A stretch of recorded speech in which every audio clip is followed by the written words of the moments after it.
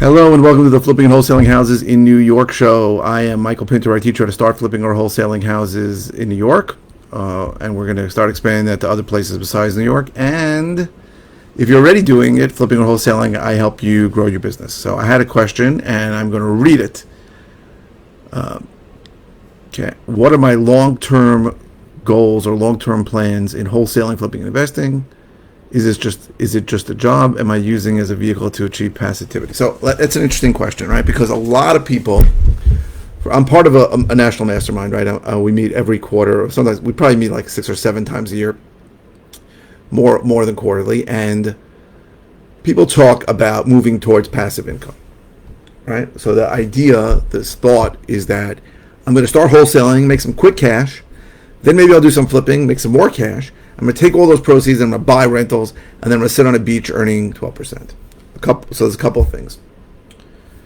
I never looked at it like that, ever, right? I am fine, 100% fine, doing what I do. So let me explain what I do and what my progression was and what my thoughts are.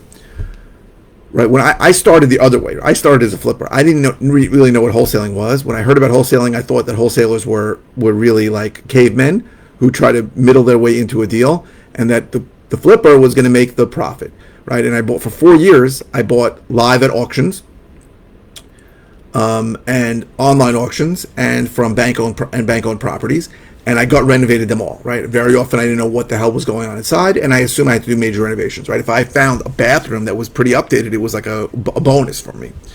And I did it for 4 years, and I realized that was not really a scalable business for me, because we were doing a lot of properties, and a lot of balls were getting dropped, right? I had a partner, and still balls were getting dropped left and right. And what I mean is that managing dozens of rehab projects at one time is very, very hard in New York. It's hard anywhere, but it's harder in New York, where there's multiple municipalities with different codes and different guidelines and different approved contractors and all kinds of crazy inspectors, and it was very difficult. Managing contractors is very hard. And for me, we got to a lot of flips, and I wanted to kill myself. And I'm talking about materials going to the wrong place. I'm talking about contractors disappearing for 2 weeks. I'm talking about getting stop work orders because the contractor screwed something up on the plumbing. I mean, stupid things. And I said, this is just not good, right? And we lost a few dollars on not a lot, but we lost a little bit of money on like 3 deals, only because the truth is it was because of stupidity, but it was all because of the difficulty in managing these things. They took a long time. I mean, I'll tell you, the real lesson I learned from that was that don't ever price a deal, a property that you're selling, based on what it cost you. So I'll tell you what happened. These 3 deals are going on around the same time. We had a bunch of them going on, but these 3 specifically took much longer than expected and cost more than expected. And we had investors in the deals, and we wanted to show them good returns, so we priced them a little too high. And they sat, and then eventually we ended up dropping the price and then sold them. So I think 2 of them were $599 houses, and we priced them like $649, and we didn't sell them. Because it took longer, we lost money, because time is money. We have to pay interest, and that's the lesson I learned. Don't ever look at your cost when you're pricing a deal. Just look at the comps. But it was due to this difficulty in managing all these rehabs. So back in 2017, I think around 2017, I decided to finally go market direct to seller. For years people have been telling me, you're not in the real estate business, you're in the marketing business. I'm like, screw you. All I do is real estate. I don't market at all. That was stupid. Marketing is the key to the business, because you have to get deals at discounted prices. Now, so that's when I started doing it, and it took me a long time. It took a long time to get things running, but now I'm in a situation where I'm marketing for discounted deals, discounted houses. Now, once you're doing that, you have the option of what to do with them, right? You can wholesale them, which I really, really like. I'll talk about why in a second. I can take them down and flip. I can take possession and flip them. I can wholesale them, which means putting them out for less than full price without doing a lot of work to them. Obviously, it depends on the situation and the condition of the house that we're buying. But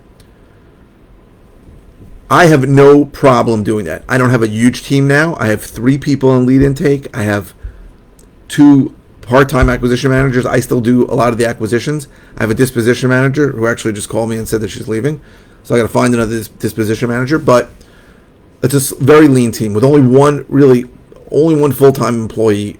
Really, actually no full-time employees. 3 part-time employees in the U.S. and then I have a co-co, maybe 6 or 7 people in the Philippines. But I believe with this team, I can scale this business pretty large, right? I can easily do 10 deals a month. I've never had a 10 deal a month, but I think I can, right? I've got to figure out a few things. I've got to make some changes. But if you told me that I'll be doing exactly what I'm doing in 20 years from now, right? I'm 51. If you told me when I'm 70, when I'm 81, I'm still doing it, I'd be happy. I love what I do. I love it. And I don't believe in this passive income farce, okay? I've owned rentals. I own some rentals. I've owned rentals. I don't believe the passive. Oh, but you can hire a management company. You still have to manage the management company. And I self-manage all my rentals now, and I don't mind self-managing. Now, if I got to a point where I had 100 rentals, I'd probably hire a management company. But to think that I'm still not going to have anything to do with the business is foolish. I think it's foolish. There's always things happening, right? And if you're always looking to acquire, you're always looking at new deals. And then you're always getting people making you offers, so you're looking to sell them. Some people never sell, but I just feel like everybody has this thought. I have it, everybody has it. When X happens, then I'll be happy, right? When I make $1 million passively, I'll be happy. But passive income is a farce, in my opinion. There's always some input that has to come in. There's always decisions that have to be made. Even if you have the best management company in the world, they're still going to call you and say, hey, do we make this repair? Do we do the extra work? Do we not? There's always some involvement. If you're not involved, I find typically things get screwed up, right? I went to a Sharper event in Salt Lake City where Cody Hoffine and Jason Lewis were there. 2 monsters, right? 2 guys who are making multiple millions of dollars every year, have a great system, and they both said the same thing. It made me so happy to hear it. They're like, if we leave anything and we don't check it for a couple of months, if we're not on top of it, it turns to crap, right? We had really good people who were positive.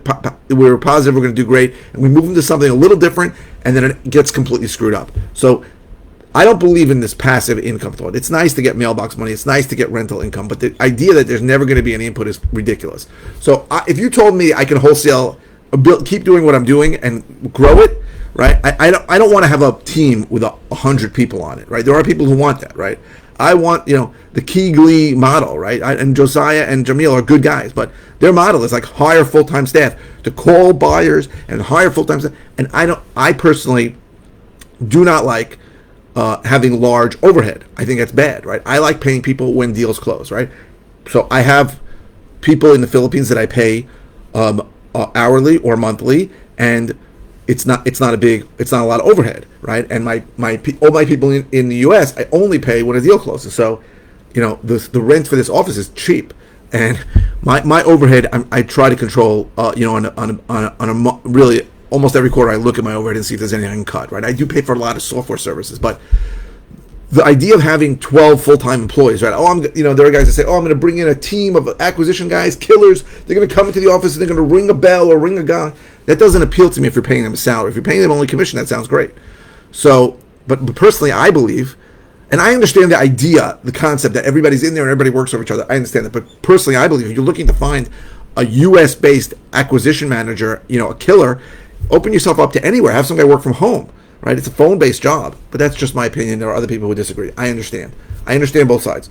So my long-term plans are to continue doing what I'm doing, really till I die, I think. My goals are really to travel most of the year. I want to spend a few months in Israel a year. I have a daughter with my grandchild in California. If she's still there, I'd go there a few months a year, and I would go to South Florida for 6 months a year. I'd be in New York for a limited period of time.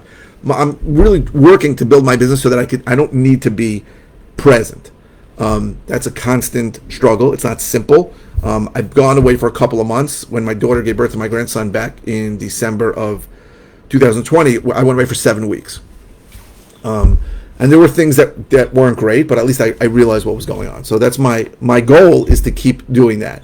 But I am not doing this to go buy rentals so that I can sit on a beach and watch my bank balance go up. I think that dream is BS, right? I also think if I did it, or if anybody did it, you'd be bored after 3 months also. So it doesn't work, and it's really not what you want. It's just what we think we want. Oh no, if I have all this passive income, then I can go do the things I want. You'll have no purpose in your life, and you'll probably get suicidal. So I like running this business. I like running it from afar. I don't like being in and going on all the appointments. Well, I'm doing some of that now. I know there are certain things I need to delegate out that are a struggle. But even when you have a business set up, you've got to understand personnel changes. This woman called me today and said she's got to take a step back. It's fine. So now I need to find somebody that's always going to be there. So my long-term goals are just really to scale up my business as it stands without adding a lot of staff, without adding a lot of overhead. That's really my goal. So I hope this was helpful. If you're interested in all the ways I can help you, go to howtoflipnewyork.com. If you are interested in finding out more about one-on-one coaching, go to coaching.howtoflipnewyork.com. If you're watching on YouTube, please subscribe. If you're watching on any media channel, please click the thumbs up. The likes really help the algorithms for Facebook, YouTube, wherever you're seeing this, and it gets more people to see it, so please keep doing that. Please keep the comments coming. I try to get the comments within a couple of days. If it's simple, I'll just reply with an answer. If it's something I've covered before, I'll send links to videos. I just sent somebody 4 links to a video about getting lists. And if it's something new, like this was a new question, no one asked me this, I'll do a new video on it. So please keep the comments coming. I post 5 times a week, and I don't always know what to say. Your comments really help me. Please keep the comments coming. It does not have to be about what you're watching. It can be about anything. Thank you very, very much for watching.